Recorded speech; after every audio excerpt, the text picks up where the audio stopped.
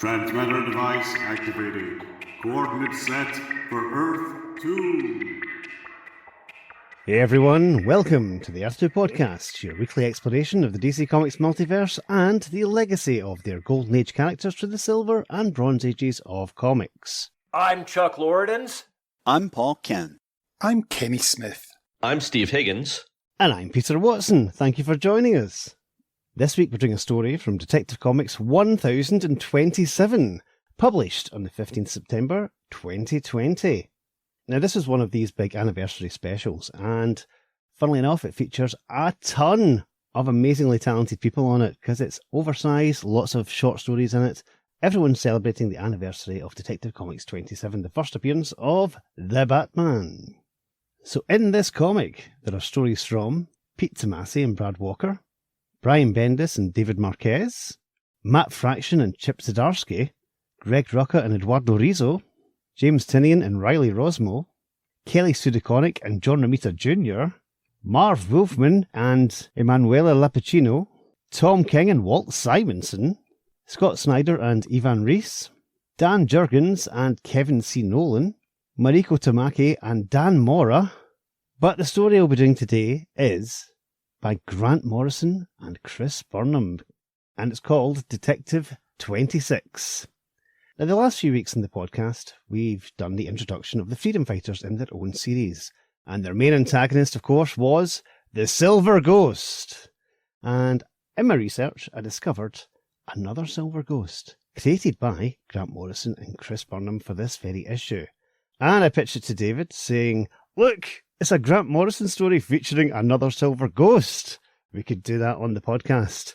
And he said, but the Silver Ghost isn't really a Golden Age character, so I'm not hugely keen to do it. But I'm not stopping you from doing it. I went, okay. So here we are. And as you've heard from the intros, I have a few guests lined up. In the recording booths in the studio, of course, we have Chuck, Kenny, Steve, and joining us for the very first time, it's Paul Ken. Hi, Paul. Just waving at him through the glass. There we are. Hi. It's quite unusual for us to do a story this recent, and I've dusted off the copy that I got back in 2020. There are tons of variant covers for this, by the way, because obviously it's an anniversary issue. The one I got was the Frank Quitely cover, support your local artist, that's what I say. And Vin's cover is fantastic. It's a lovely kind of creamy yellow background with big side profiles coming in the left of Batman and Robin, Damian Robin that is. And, of course, they look all chunky and lined and grim and, fantastic. All the detail. Vin's just so talented. He's so great. But yes, that's the cover I've got. So without any further ado, into the story, Detective 26, written by Grant Morrison with art by Chris Burnham, Nathan Fairbairn on colours, and Steve Wands on lettering. The majority of this story is told in first-person narration, and we open with a view over Gotham City, lit up at night. There's a figure standing in silhouette with a trench coat, blowing in the wind, wearing a fedora hat, and he seems to be holding two Tommy guns. And as the opening narration starts, we pull back and we see more of this figure. And it begins. This city. I know this city, and it knows me. I know its singular musk of exhaust fumes, aftershave, and donuts. Its jazzy metropolitan B.O. They call New York City the Big Apple. If Gotham were a big apple, it would be rotten to the pits. The stinking pits where bloom the bitter weeds of crime. Tonight, all that's about to change. Meet your new guardian angel, Gotham. Meet the Silver Ghost. And the Silver Ghost stands revealed on this rooftop. As I said, he has a trench coat blowing in the wind. He is dressed all in black, apart from a lovely silver waistcoat that he's wearing and a silver tie. He's wearing silver gloves as well. His black hat has a silver band around it, and there is a ghost logo right in the centre of it. He has a full face black mask with silver goggles on it. And as I said, he's standing astride this rooftop, holding a Tommy gun in each hand. And as he's revealed, a full moon looms in the background, so take a drink, folks. He moves over to the window cleaner's cradle, presses a button, enters, and descends as his narration continues. What is the secret of my one-man crusade against chaos? Who am I and how did I come to be? What happened to turn me into the man I am today? I still recall that fateful day all those years ago, and the vow I made then. And we're in flashback mode as we cover the Silver Ghost's origin. We're in the Silver Ghost apartment when he was a boy. He's sitting there. He looks very much like a very young Walter Kovacs, Rorschach from Watchmen, and he's staring at the television, and he sees a masked figure on the television with a hat, 2 guns up. It's quite a ramshackle looking apartment. His father is sitting in a chair behind him, and he's engrossed in a newspaper which has the headline, Wayne's Murdered. And he says, Those poor rich people. This town's gone to the dogs with no dog catcher in sight. It's about time some remarkable character took the law into his own hands.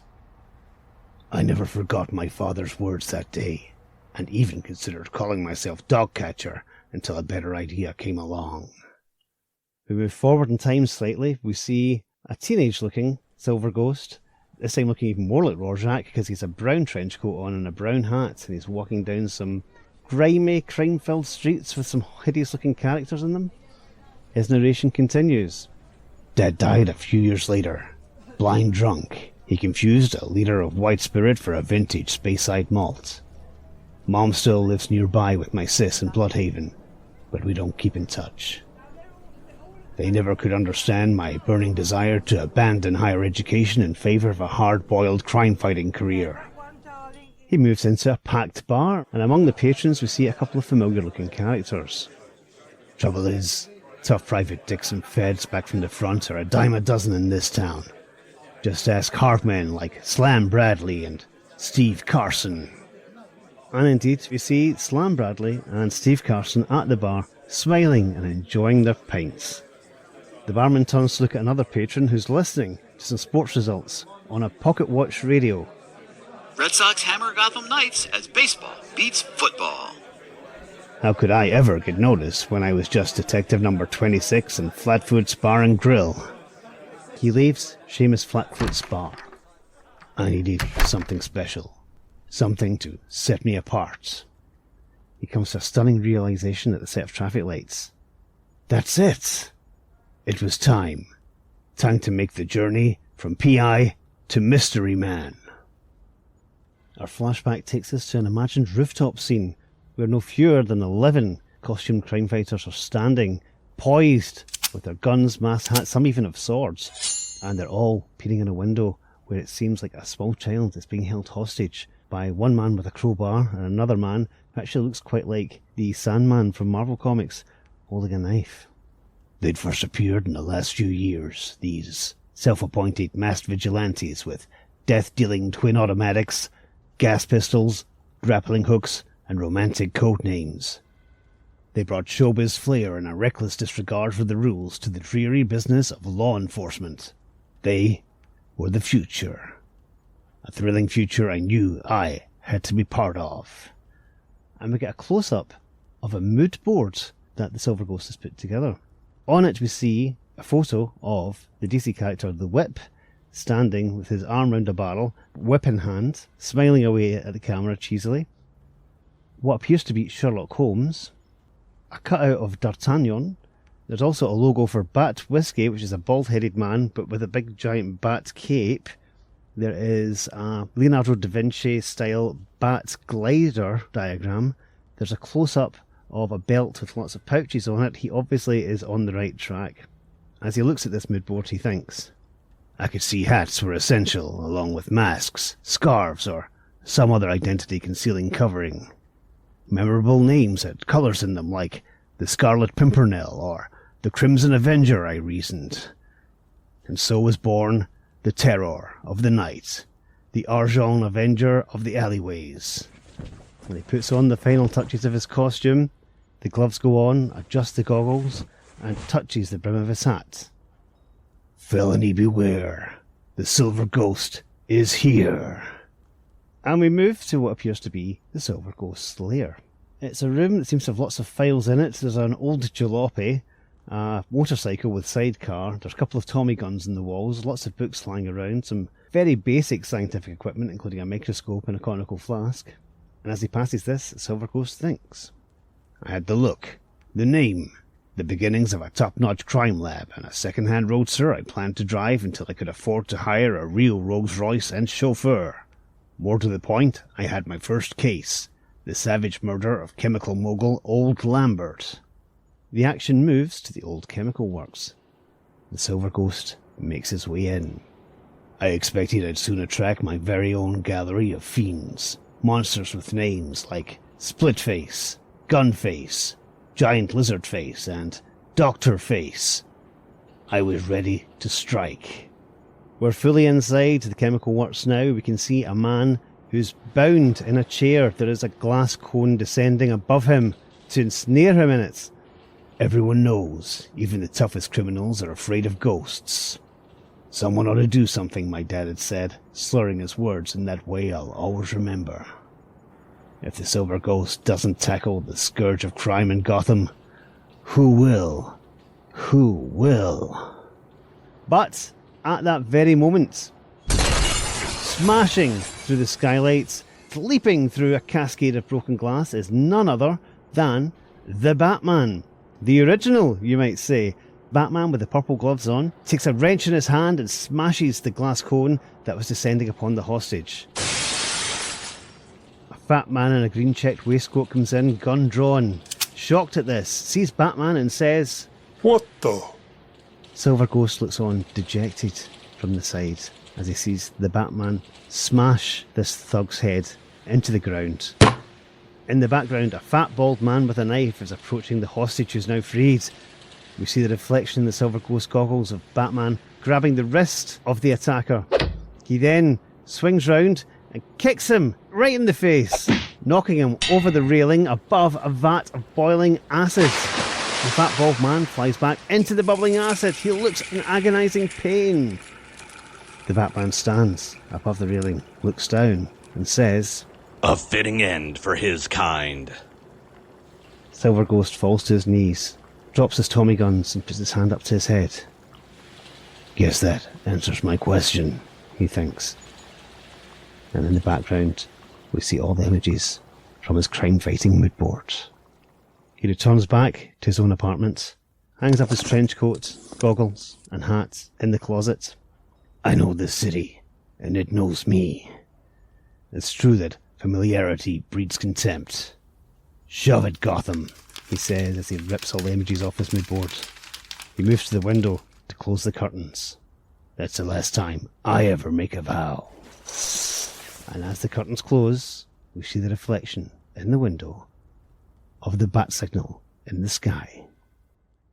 The end. Now, there were several reasons I wanted to cover this story. Primarily it's because it's another Silver Ghost. This is his only appearance. But also because it's a Grant Morrison story, and I love Grant's work. Okay, I'll rephrase that. I love 80% of Grant's work. Some bits of it I have problems with, that's fine. But the vast majority is incredible, and Chris Burnham is a fantastic artist that really, really suits this. Grant really knows how to milk old DC continuity. The fact he chose the name The Silver Ghost might be a nod to the Freedom Fighters villain, might not be, might just be a coincidence, but certainly the look of the character and the style of the period is very evocative of the Grey Ghost, the character from Batman the Animated Series, as voiced by Adam West. And now I'm suddenly entirely rethinking my narration. I should have done it as Adam West. Oh well, never mind. But the opening scenes over Gotham as we pull back are just outstanding. The artwork in this is incredible. And I do love the fact that the murder of the Waynes is another inspiration for another crime fighter. As a child, I find that wonderful and hilarious and just so kind of natural, right? As far as the DC universe goes. And of course, little boy goes up to become a detective, a private investigator.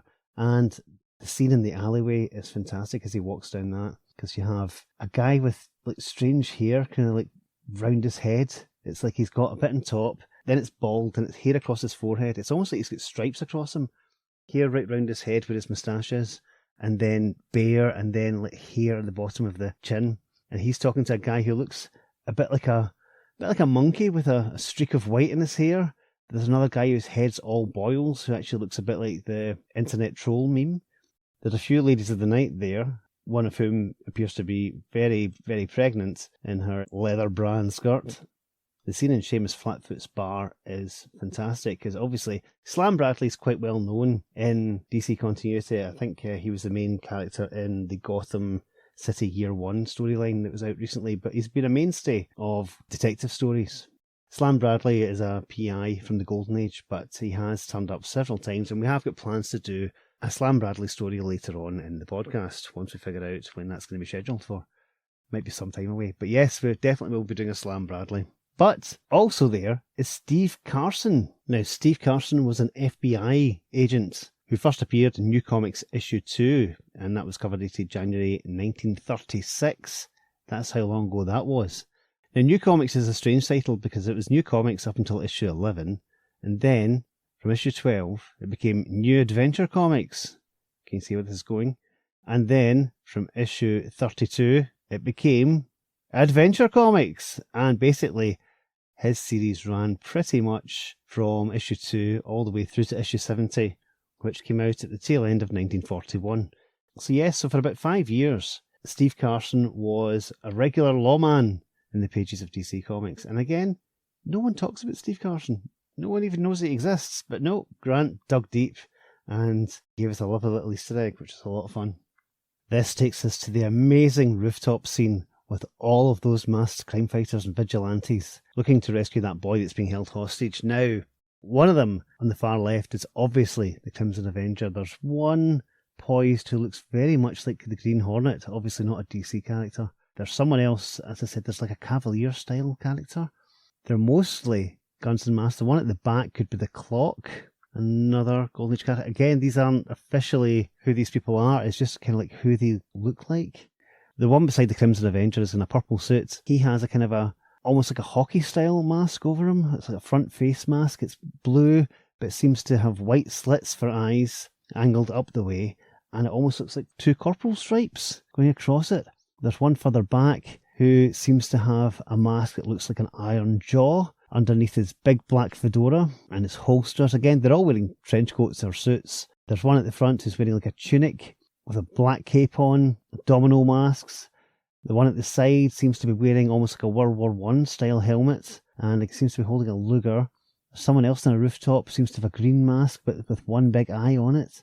Again, it's all these characters that just look so much like the mystery men and pulp heroes of that time. Because basically then, in comics and in pulps, everyone could put on a mask and go out and fight crime, and it was, as the Silver Ghost said, these self-appointed masked vigilantes with death-dealing twin automatics, gas pistols, grappling hooks, and romantic code names. They were the future. And indeed they were. These characters became more and more popular, and what we know as superheroes spun out of them. If these pulp heroes didn't exist, we wouldn't have had Batman, we wouldn't have had Superman, we wouldn't have had any superheroes, really. This type of character was a huge inspiration to loads of Golden Age creators at the time. Also, the idea of putting up an inspirational mood board, I think, is hilarious. Grant is obviously having a huge amount of fun with this story, because it's both honouring that period and also doing a complete pastiche of it at the same time. It's a wonderfully balanced story that way. And Chris Burnham's art is just so sensational. The way the Silver Ghost is always just pure black, apart from his gloves, waistcoat, tie, hatband, and those haunting goggles. It's just so good. Very, very, very mysterious, very evocative, and would fit right in with the characters of that time. And his attempt at a catchphrase as felony beware is hilarious. That is great. That's almost as good as shut up crime. Also, I forgot to mention, in the opening narration, there's a nod to The Shadow, where he says, "If Gotham were a big apple, it would be rotten to the pits. The stinking pits where bloom the bitter weeds of crime." And of course, according to The Shadow, the weeds of crime bear bitter fruit. And he should know because, well, The Shadow knows. So again, another way that Grant's layering in all this history into this silly, let's do a filler story for an anniversary issue. That brings us to, of course, his ramshackle lair, for lack of a better word, his ghost cave, his haunted hideaway. When I write my DC comic, I'll be bringing back the Silver Ghost, and indeed, he shall call it his haunted hideaway. Anyway, It is a very beat up jalopy that is there, but it's good. It's a good starting place. I forgot to mention he also has giant fingerprints on the wall as well that obviously he's been studying. The whole gloomy room is lit from one exposed light bulb. Again, the artwork in this is sensational. And that moves us to the other reason I wanted to cover this, and that's because this crosses directly into The Case of the Chemical Syndicate from Detective Comics issue 27, the first appearance of the Batman, because it was the Bat-Man, by Robert Kane. It says on my copy of Detective Comics 27 here. I don't have a copy of Detective Comics 27. I'm reading from the Golden Age Omnibus. Now I'll give you a quick synopsis of that story. I'm not going to do a dramatisation of it. Commissioner Gordon, while he's smoking pipes with Bruce Wayne, talking about this new character, the Batman, who's appeared in the scene, receives a phone call telling him that old Lambert, who's a chemical magnate, has been murdered. Commissioner Gordon leaves the crime scene, bringing along Bruce Wayne. Of course, what else would you do? The main suspect is Lambert's son, but he claims to have found his father stabbed. A telephone call from Stephen Crane, who is one of Lambert's partners, reveals that Lambert's life had been threatened. But Crane is also murdered by two thugs, who then steal a contract. They are confronted by the Batman on a rooftop. He quickly deals with the hoods, recovering the contract, which leads him to the lab of another of Lambert's partners, Alfred Stryker. Stryker is being visited by the last partner, Paul Rogers. The Rogers is knocked out and nearly killed by Stryker's assistant, Jennings. Batman arrives just in time to save the man, that's where we came in, and stop Jennings. Stryker also tries to kill Rogers to protect himself from the knowledge that he made secret contracts with the partners for control of the Apex Chemical Corporation. Batman rescues Rogers again and knocks Stryker into a vat of acid, killing him. Now, Batman's a bit chattier in this story. It's not mentioned in the Silver Ghost story what the glass cone is that is descending over Rogers, but it's revealed in the Batman story that it's actually a gas chamber, and that's how they were planning on killing him.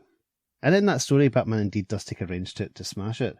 There are more fisticuffs and a lot more chat before Batman punches the bald Stryker over the railing into the vat of acid, killing him. And indeed, he does say, "A fitting end for his kind." Again, the lovely way in which Grant ties up this story that he's writing with the debut of... Well, it's not technically the debut of Batman, because obviously they were discussing at the very start this masked vigilante, the Batman, who's been terrorising Gotham. Winged Freak terrorises, etc., etc. And of course, we have mentioned this before on the podcast when we did the JLA JSA crossover Crisis on Earth A, the one where the Earth 1 Johnny Thunder gets the Thunderbolts to change all the origins of the heroes so they wouldn't exist anymore. We revealed that there was a story called Batman's First Case from Detective Comics issue 265, published on the 22nd of January 1959. So you could say that's the Earth 1 Batman, but hey, it does feature a character called The Clock, who has got no connection whatsoever with the Golden Age hero called The Clock. No. But again, just a lovely coincidence that I thought was worth mentioning, because you know how we love reuse of names in this podcast. Hashtag legacy. So that kind of wraps up this mostly solo episode. I hope you've enjoyed it. Bit of a change from the norm. Before we go, I would like to thank my wonderful, wonderful guest voices for this episode. And of course, that is Chuck Lorridans, Kenny Smith, Steve Higgins, and as I said, making his Earth 2 podcast debut, Paul Ken. Thank you guys, thank you. Steve will be back very soon as he's covering the first issue special Starman with David. That's one that I'm not on, so it all balances out. So what have you thought of this change of format? What do you think of this Silver Ghost? Why don't you write to us and let us know? You can email us at theearth2podcast@gmail.com. Make sure you follow us on social media, because we're putting up some lovely bonus material for this and indeed every episode. On Facebook, Instagram and Blue Sky, we're at the Earth 2 Podcast, and on Twitter, because we're still calling it that, we're at podcast_Earth2, and it is the number 2 for all of our socials. If you've been enjoying the show, which I really hope you have, then why don't you give us a review? Or, next time you're in your local comic shop, why don't you just tell people about us? Have you heard the Earth 2 Podcast, you could say, and people will say, yes, I have, because it's fantastic. Or they would say, no, I've not, tell me all about it. And spread the word, spread the joy, spread the fun of these wonderful comics. On that bombshell, I've been Peter, And we'll see you next week for normal programming on the Earth 2 podcast. Transmatter cube activated. Return coordinates set for Earth Prime. Hi Kenny, it's Peter. If you can hear me, say hola Pedro. Hola, Pedro. Here we go. Let's see what we can get for you. Good, good. Right, so this is the part of a thug who is encountering the Batman for the very first time. Very early on in Batman's career, so obviously he's stunned. And your line is, what the? Okay, so in your own time. What the? Excellent, excellent. But another one, just in case. What the? Okay, remember, this is Batman. He's seen for the first time. Batman, this urban legend. Batman, the Batman. Give it another shot. What the? Maybe a bit more menacing than stunned. What the? I'm not sure you're quite getting that. Try that one again. What the? Bit more emphasis, I think. What the? One more time. What the? And now just go crazy with it. What the? I'm not sure we're quite getting this. Try it again with more menace. What the? This time, really put some feeling into it. What the? Try it again in a different accent. What the? Now remember, you're American, give it some gruffness. What the? You're in a chemical factory, if that's any help. What the? I don't think we're getting it, do you know that? I'll maybe get someone. Oh, hang on. What time is it? That's lunch, folks. Yeah, we'll just use the first take, Kenny, it's fine.